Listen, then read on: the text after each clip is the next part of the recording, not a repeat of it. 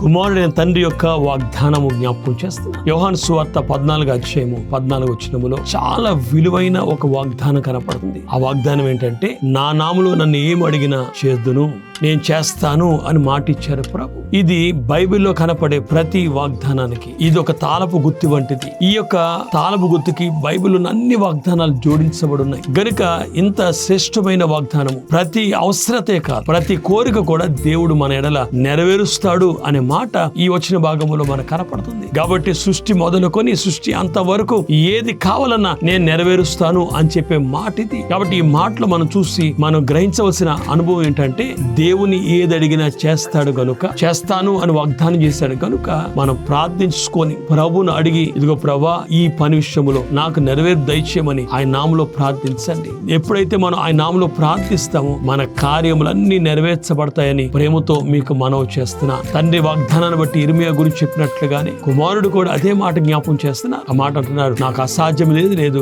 సమస్తము నాకు సాధ్యం గనుక ఆయనకు అసాధ్యమైంది లేదు గనుక ప్రతి కార్యం నెరవేర్చడానికి ఆయన సముద్రుడు. మనకైతే కష్టం ఉండొచ్చేమో కానీ ఆయన ఏ పని చేయడానికైనా ఆటంకం ఉండదు గనుక నెరవేరుస్తాను నమ్మి ఆయన విశ్వాసం ఉంచి వాగ్దానం చేత పట్టుకొని ముందుకు 2026 సంవత్సరంలో కొనసాగుదాం. అట్టి దీవెన దేవుడు అనుగ్రహించును గాక. ఆమేన్.